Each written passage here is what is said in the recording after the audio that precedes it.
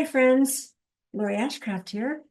I'm your host for Viva La Evolution, which is sponsored by Recovery and Resilience Solutions, a training and consulting branch of Crestwood Behavioral Health. And today, we have a very interesting experience today because we have Diane Echaves, who's actually an employee of Recovery Resilience Solutions and the Peer Employment Learning Center. And she's going to share her recovery story with us and give us some other very interesting information about starting programs and some of the key points about how to manage a program. And just so you'll have something to look out for, I'm going to do something a little, I've done this a few times before, but I'm going to do a special reading of the learning objectives for this. So as we move through the training, the podcast, you'll have an idea of what to look for and what's coming next. So the first objective, learners will be able to explain the role of peer support in mental health and addiction recovery. You'll get that from Diana's personal story. Second objective, learners will gain an understanding of how to establish and maintain boundaries in personal relationships and professional environments. This is a key thing that we haven't really talked about very much at all. Diana does a really good job of explaining this, and I pipe in a little bit on it too. Third one is learners will be able to describe how trauma-informed care is integrated into peer support programs. That's a big one. We heard Raul Almazar a few months ago talking about this, and it's been peppered through a lot of the other podcasts. So here again, we're going to be talking about that and shining the light on that. The fourth objective is learners will develop an understanding of the strategies used to mentor and support at-risk youth. This is near the end of the podcast. Diana and I had a good conversation about the specific population. And then the fifth objective is we talk about how to actually set up a program for this population. Not in any detail, but just enough to give you an idea of what's required. So, there we have it. That's what we're going to talk about today. So let's move ahead and talk with Diane. I think you're going to really like this podcast. Okay, well, hello, Diana. I'm so glad you had time to talk with us today because I know you are really, really busy. Yes, thank you, Lori. Thank you for having me. Yeah, I'm so glad to have you. Yes. Tell us a little bit about what you do. So I am the Director of Administrative Services for Recovery Resilience Solutions here at Crestwood. And my primary task is to get people registered for our courses. We have courses. The main one is the Peer Support Specialist Training. We also offer recovery practices for organizations, recovery practices for leaders, Resilient Culture Playbook. We also offer specialization training that's required for recertification of your peer support specialist certification, and that could be justice involved. Also parent, caregiver, and family members. And then also the next 40 days. And those are the main trainings that we offer. Okay, and you do this both within Crestwood. Correct. And we also have 13 different counties that we partner with as well. Oh, wow, yeah. I didn't realize we had that many counties involved. Yes, Wonderful. it may even be a little bit more. I know we are working on getting some new partners, so that may be in the works as well. And if I'm remembering right, there's no cost at all to them for taking the peer support training. Correct. Yes, that is covered through HCI grant. Yeah. That is correct. So if I'm a county and I want to develop a peer workforce, I could get them trained and the whole thing is covered. Yes, that is correct. Great. Yeah. Fantastic. Well, I can tell you've got your hands full when you tell us what you're doing. That's a lot. Yes. So how did you get this job? So this job was just a blessing in disguise, actually. I mean, not a blessing in disguise. It was a blessing that fell just at the right time. So prior to this, I worked for a car rental agency, and I had worked there for about 10 years. Huh, But I just knew that I wanted to do something more. I've always had this inner knowing that I was meant to help people. yeah. Um, and I've been searching for the job that would help me, meet that inner knowing that I had. Okay. So I had quit my job with the car rental agency and just started looking for other work and came across a posting on Indeed and applied. And yeah, it just happened to be the perfect fit. Well, how did you feel about um having to having to say that you had experience with mental illnesses to qualify for the job? Well, to be completely honest, and I actually mentioned this to my manager, I actually cried when I got this job Um, because it was the first job that I didn't have to hide a portion of myself. huh, Um, huh. yes, so it was actually very relief. It was relief, um, joy, and excitement. It was just something that really helped me to see that I finally reached a place where I can do what I was meant to do. Yes. Yeah. Mhm. What I hear people often say is when they become a peer support specialist or they work in any area of helping people in this business is giving back from the point of the wound is so powerful and healing. Yes, So you might be pretty good when you are offered the job, but once you start giving back from that wound, uh, some very powerful healing takes place. yes.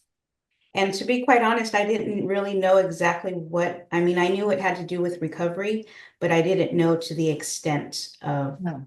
So the more I learned about the position and attended the peer support training class myself, it was just um, the best way I can describe it is, like when the light shines down on you and you're just like, oh, Yeah. that's what it felt like. Well, take us back a little further and tell us about your experience, your challenges with mental health issues, and how you moved past them. Yes, so I was brought up in a home where both parents suffered from addiction, and it started when I was very young. I think the first time I remember coming across or realizing that there was, some illegal activity going on was I was probably about 6. I used to just think that my parents had a lot of friends, but they'd come in and out all hours of the night. And it was when I was in elementary school, actually, I think I was 10 or 11, and there was a program called DARE, which was Drug Abuse Resistance Education Program. And basically, they went out to the schools. They were police officers, and they came out and they would, give us education on street drugs and gangs, to keep us to try to prevent kids from going down the wrong path.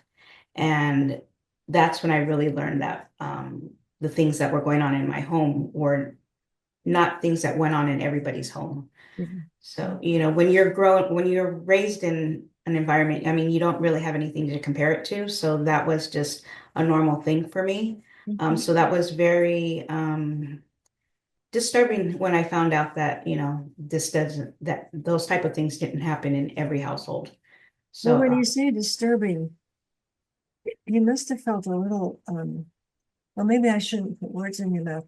How did you feel when you realized you had a unique family environment? scared. I think the first feeling was scared because here I found out, that cops were saying, this is bad. And Mhm. then it became, worrisome because my parents were doing things that weren't healthy for them. And so it was really a shock, really. I mean, to find out that, this wasn't normal. Well, yes, and I'm thinking, at that age, we really depend on our parents to take care of us. Right. And we Yeah. figure that they're at risk, both health wise uh, and legal wise, then that's must just have shaken your whole sense of security. It did. It did. I didn't have a very it was a rough childhood. I had a younger brother and sister that, I was responsible for. So I didn't actually have dolls to play with. I actually had the real thing. And so I helped raise my younger siblings from a very young age. So by the age of 7 and 8, I was already making, meals for the family, changing their diapers, doing everything that my mother was, su- supposed to be doing.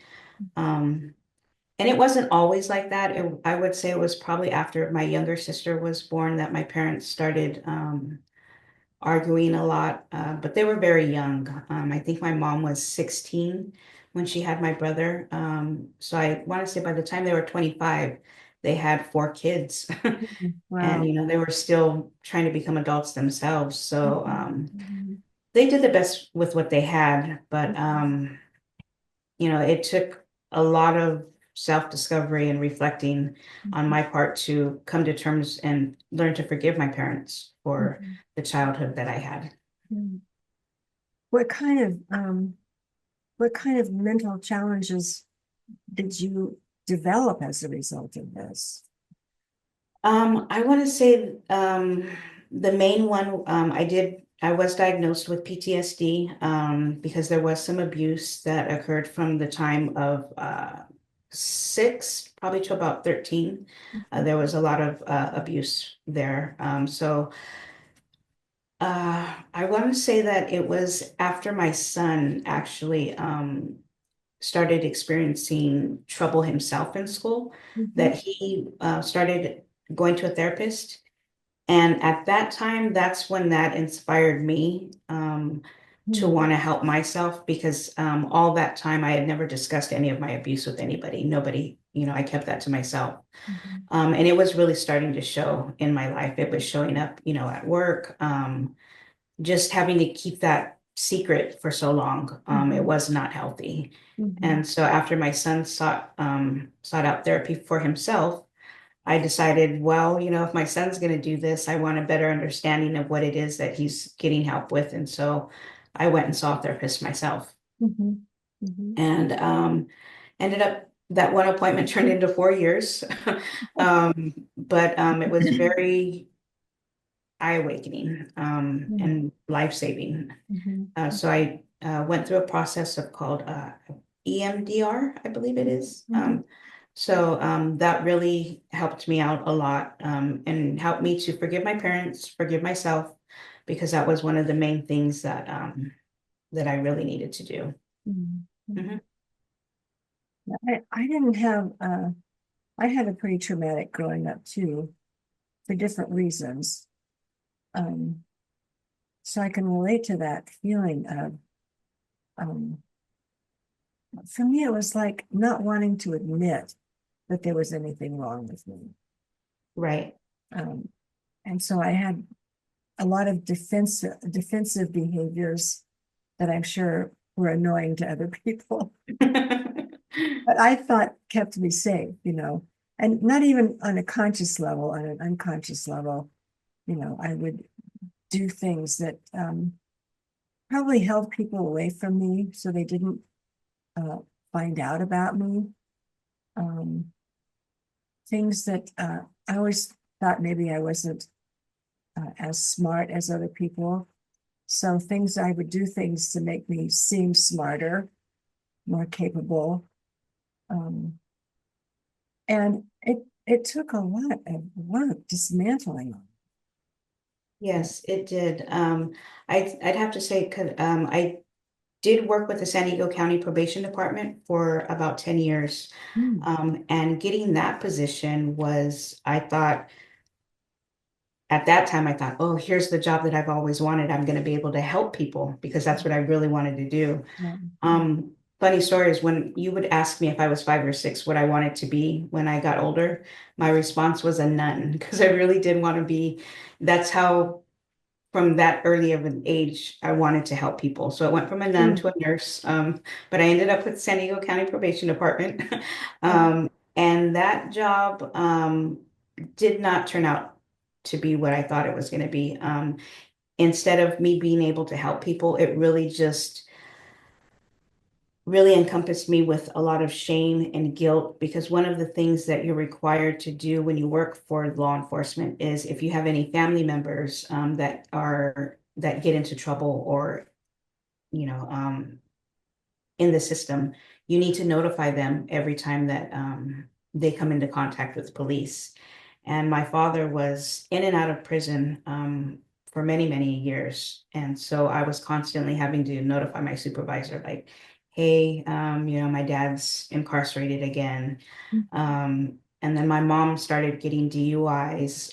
So there I was again having to, Mhm. so it was just a very humiliating, Mhm. experience having to, admit that my parents are, once again in trouble. Yeah. And so that just, became, it just created a cloud over me of shame.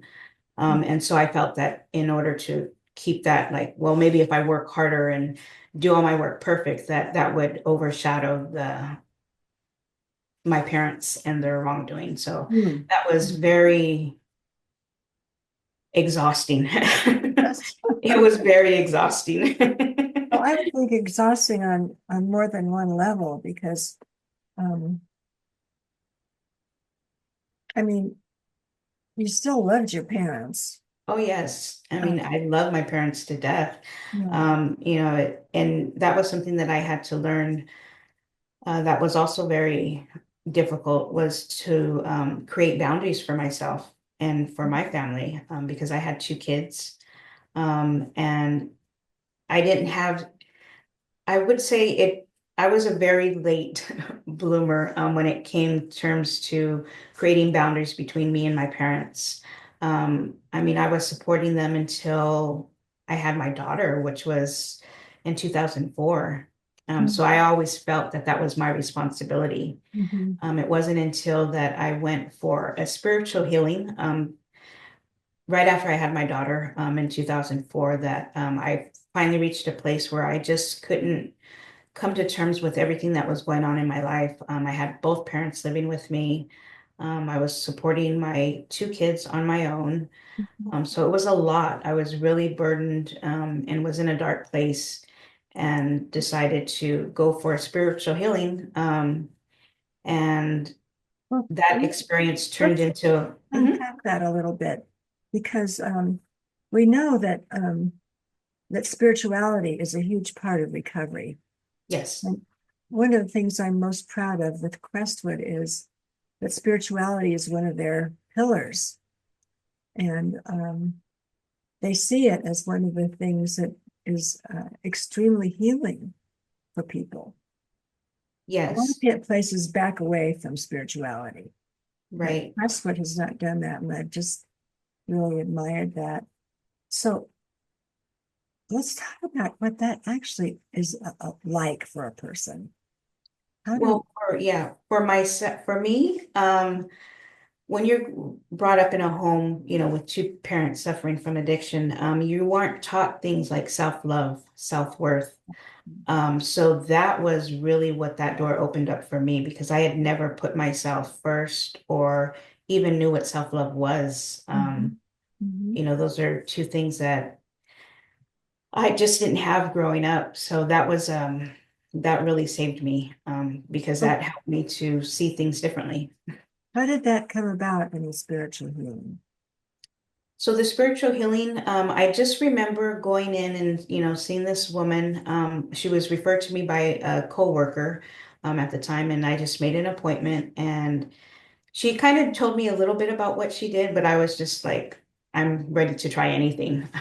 So Yeah. I went in and I sat in this room and she was playing some, I think it was like Native American drumming music. And she just told me to sit there in this chair, close my eyes if I felt like I wanted to. And so I just closed my eyes and sat there. And I don't know what she did or what she was doing, but I felt like this warmth come over me, and it felt like a bunch of tiny little hands, not touching me, but just like the energy of like Yeah. hands all Yeah. around my body. Yeah. Mhm. And I just started crying like I've never cried before. Yeah.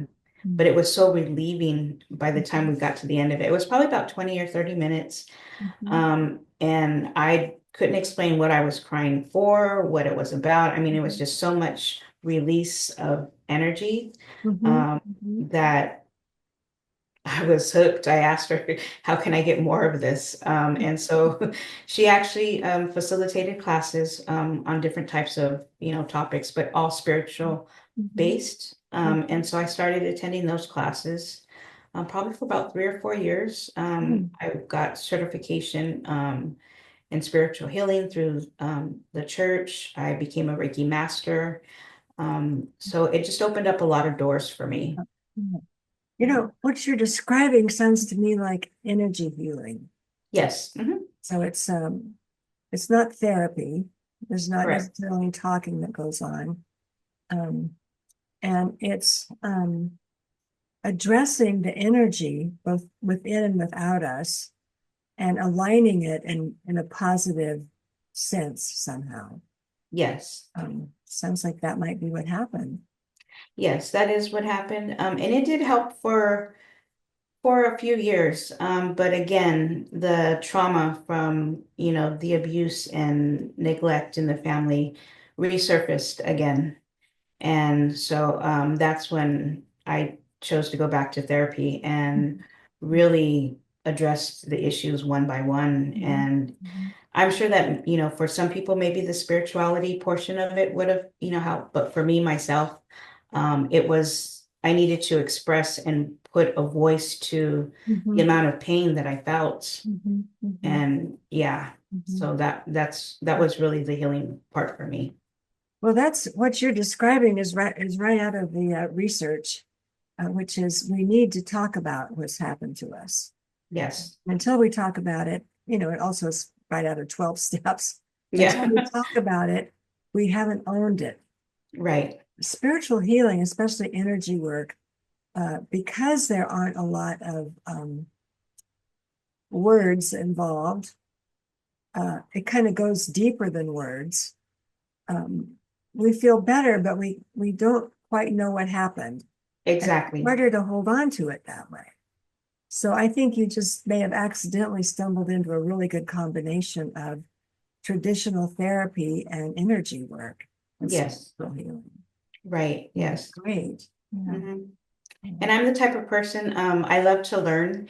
And until I can make a connection between the two, I'm always going to be questioning. So I think exactly like you said, I needed to know like exactly what happened during the healing that made me Mhm. feel that way. And Yeah, so I think I questioned it, and that's why I really needed to go a little bit deeper. yeah, yeah. Well, and the other part of any spiritual work is mystery. Um, there's a lot of it we just won't, we don't understand, we can't explain. And Right. we have to accept that. Yes. Just that's what happened. And that I feel differently now. But Right. I love that you combined it with therapy in a way that really helped you understand it better and hold on to it more tightly. Yes. I mean, one thing that I'm very blessed that my mother instilled in me from a very young age is, the to have faith and believe in God. That's one thing that my mom really Mhm. did instill in me when she was in her early part of parenting. Mhm. Mhm. And so I've always had this very deep knowing that there's a higher power that's at work. Yeah, So, yeah. and I think that's by the grace of God that I sit here. What a wonderful gift to give your child, Yes. that knowing. Yeah. Mhm. And I love that you keep using the word knowing. because knowing is different than learning. Yes. Knowing is more of an intuitive process. You just kind of know something.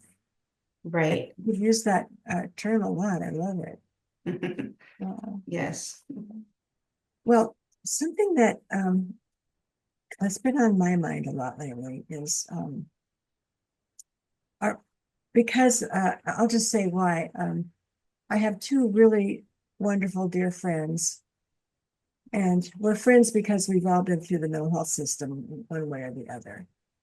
And they have recently really struggled with um, um, with staying with us, um, both physically and mentally. And it's really given me so much empathy for families who watch their kids do self-destructive things and not be able to do anything about it. Um, so I've just kind of taken a deeper look into all this lately. And it seems to me like there's things on the outside that we have to overcome to recover. And there's things that we've incorporated or internalized that we need to recognize and move past. Um, and you've kind of hit on a couple of them, like an external thing might be your parents. It's like a situation that you have to try to deal with and um, manage with love and um, not separating from it. I mean, boundaries, yes, but not separating. Yes. So that's an external kind of. Hmm. And an internal example might be, again, you've touched on this, is low self-esteem or feeling like we're not smart enough or feeling like we just don't have what it takes. Folks that struggle with mental illnesses get so beaten down. I mean, it's hard to remember what our gifts are, what we're good at, Right. what our strengths are. What would you say about either of those points? Um, it's funny. So speaking of the external, like with my parents, there's one point in my life that I remember that really, till this day, really sticks out. And that was a turning point for myself. I was about 10 years old, and my mother and father had separated by this point, but we used to get cash aid from the government. And there was food stamps that would come every month. And I remember it was my siblings and I were sitting out on the porch with my mom, and we were hungry because we didn't have food. And my mom was telling us, oh, if the mailman brings, there was a little yellow slip that used to come, and you would take that to the post office to get the food stamps. So we were waiting, hungry, and my mom was saying, oh, if, we get the food stamps today, this is what we're going to have for dinner. So we were all excited, and here comes the mailman, and he just kept walking past our house. So we didn't get the little slip that we were waiting for. And in that moment, I remembered promising myself that I didn't want to have to depend on a mailman to bring me dinner. Hmm. So at that time, I didn't say anything, but it was just like something that I made a promise to myself. I want to live my life differently. Mhm. And I say differently, not better, not worse, just differently, because that's exactly what it was, different. Mhm. Um, and so that was um, one thing that I always reflected back on whenever found myself wandering off the path or, doing anything, is to remember that promise that I made to myself. Mhm. Mhm. And that helped me along the way. But as far as the internal,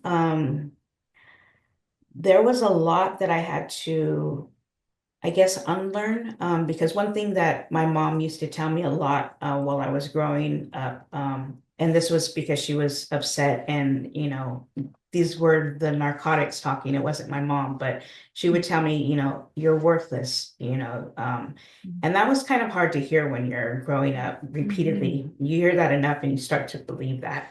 Especially from your mom. Mhm. Yeah, and I learned that, as I'm older. So, Mhm. but younger, I didn't know any different. So Yeah. that was something that I had to unlearn and really work hard on, to learn that I was enough and that I was not worthless. But again, that was something that, the 4 years of therapy. Yeah. So it takes a lot of work. It really does. It does. Mhm. And a lot of people aren't willing to put that work in. Yes, You well, know what? there was a few times where I told my therapist, I don't think I want to do this anymore. Yeah. I remember when I first started seeing my therapist, one thing that she had told me, because we were about 4 visits in and I was still having difficulty allowing myself to fully disclose what I needed to disclose, because I didn't feel safe. I wasn't comfortable. And one of the things that my therapist told me was, I was on Medi-Cal at the time, and she said, Diane, she goes, you're here for a reason. You made the commitment to come see me. She goes, and I just want you to realize that, there aren't too many therapists out there that accept your type of insurance. So I hope that you can take advantage of, what you're being offered.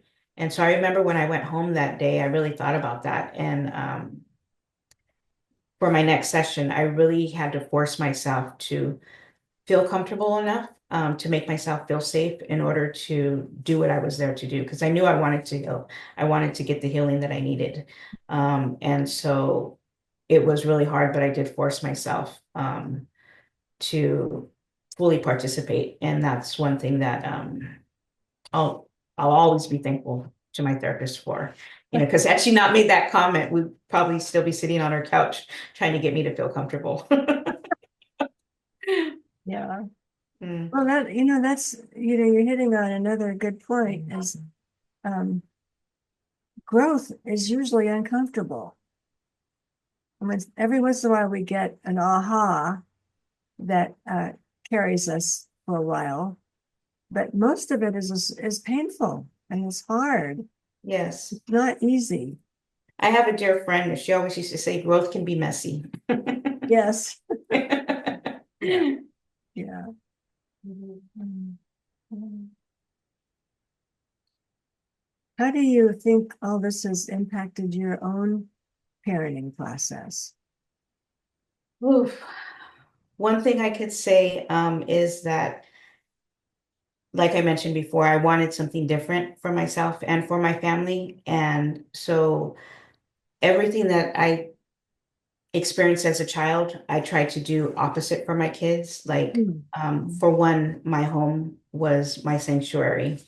If you got invited to my house, you were considered very lucky and privileged because I never wanted my kids to grow up in that type of environment. So I really buckled down and created that safe place for them. So I never had company over. And like I said, I raised both kids, on my own. So it was just the three of us. And once I learned that I was allowed to create and establish those boundaries, that's exactly what I did. And it helped. It really did help. With my kids, both my kids graduated high school, they went to college. I myself was the first one in my family to graduate from high school and go back to Really? school. Yes. Mm. So I kind of had the burden of, well, not the burden, but always felt that I was meant to change the family dynamics, Mhm. as far as the dysfunction in the family, because neither one of my parents graduated high school. No, actually, none of my aunts or uncles on either side did. So Mm. that was Mm. something that I was You, wanted to do. you were like the phoenix rising from the ashes almost. Exactly. I've actually been told that quite a few times. Mm. Yes. Mm. Mhm. Well, what was it like when you first realized, when you first came to understand the whole idea of boundaries? What was it like to actually set boundaries? And how It did was you do that? the hardest thing that I've had to had to do in my life, Yeah. because my parents did not make it easy. Yeah. Um, like I said, I love both my parents, but it came to the point where it was either I had to choose my parents or my kids. That's how difficult it was. And I remember it was Christmas Eve. that I had to, ask my mom to leave because it was becoming too much for me, for my kids. Her drinking was really out of control. And she ended up being homeless for uh, maybe 4 or 5 years. And that was terrifying. I mean, it just rocked me to my core Mhm. to see that the mother that raised me, the one woman that I looked up to, was living on the street. Yeah, yeah. Yeah. That is so very difficult. So very difficult. Um, I haven't had that experience with my parents, but I've had it with other people that I just love to death. And to have to draw a line, um, so hard, so hard to Yes, do. it was. But I mean, I could say today she is back, she has her place. It did take some time, but she, is still suffering from her addiction to alcohol. Mhm, And it is still, difficult to keep that boundary, but mhm. I've learned. I've learned. Yeah. Well, and she's learning too, she's learning. Yes, She has to take some responsibility for her. exactly, right. That's. Mhm. Yes, but I think becoming a parent myself really helped me to understand exactly I wouldn't say exactly, but get a better understanding of what my parents had to deal with. Mm, mm, Luckily for me, I could say, when I was growing up, I always had at least one parent. Like if my dad was really hard into his addiction, my mom was there, and then vice versa. So I mm, always had at least one parent that I could, really rely on. And then mm, when both of them were not there, I had other people that were willing to step up, whether it be, a boss from a company I was working with, my spiritual advisor. I always had somebody that I could lean on. Um, good. yeah. Mm. Well, what do you think? How did you avoid falling into the whole addiction thing that was modeled by your family? Again, I think that promise I made to myself of wanting something different. Okay, yeah. And I mean, I didn't come out, unharmed. I did experiment with drugs, in my early teens Mhm, to late teens. mhm, But again, I always knew just like if I was getting too far out of control. mhm, mhm, But I like my mom kicked me out when I was 16. I had a part-time job and I was already supporting myself. But I think just, and being kicked out at 16, you think like, God, that's what are you going to do? But that actually helped me because I just became more dependent on myself, which I could be a good thing and a bad thing. But I've always been very independent. So that kind of I guess just that knowing that I had to, provide for myself and I didn't want to end up like my parents because mhm, again, that inner knowing that I knew I was meant to do something more with my life and mhm, it's something I wanted. mhm, And I think having my kids also, once I had my kids, my whole world changed. They were my everything and I was not going to allow them to grow up in the same type of environment that I did. mhm. That was for sure. So it sounds like a combination of your parents and your kids Yes. really kept you on the non-substance abuse track. Yes. Mhm. Yeah. Yeah, whether it was what my parents did or, failed to do, Mhm. I learned there was something always to be learned there. Yeah, yeah. Mhm. Mhm. I think we sometimes learn as much from other people's and our own mistakes as we do from our successes or their successes. Yes. Yeah. Well, where are you headed in the future? Have you thought much about that? Yes. Well, my dream is to open up a nonprofit. I really enjoy working with teens. So I volunteer for Voices for Children, which is a nonprofit. Basically, I mentor kids that are in the foster system. Oh, I've been doing it for about 4 years now. And for some reason, I guess with my background in probation, they assign me, children that are currently on probation. uh-huh. And my ability to connect with these kids, it just blows my mind. Hmm. They've given me some of, the very difficult ones and Mhm. the way that I can connect with them. And I attribute that to my upbringing. I can just, I don't know what it is. It's just like this instant connection that I'm able to connect to them on a personal level. Mhm. Mhm. And it's just really warms my heart to be able to help these kids. Yeah. This the individual that I'm working with now was really involved in gangs. And she was in the juvenile hall system when I met her. And now she's off probation.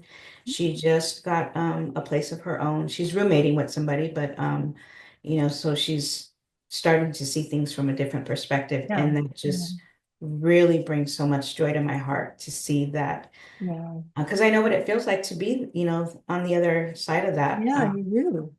And so I really do want to open up a group home for troubled teens. Mhm. That is my goal. I just recently discovered that my degree that I got is not the one that I need for this, but I haven't given up hope. I'm going to work with a few other people. So I'm starting to write because there's a lot that goes into opening up a group home. Oh, You yeah. have to basically write every policy and procedure Mhm. yourself and then present it to the county Mhm. in order to get it approved. So it's going to be my labor of love. Mhm. Um, that's a big dream. I'm so Yes, glad you have a big dream. yes, Big dreams are good. yes. Mm. And I always, my thinking or my, I don't know what you want to call it, but when you experience so much hardship in your life, I want to make something good and positive out of that. Yeah.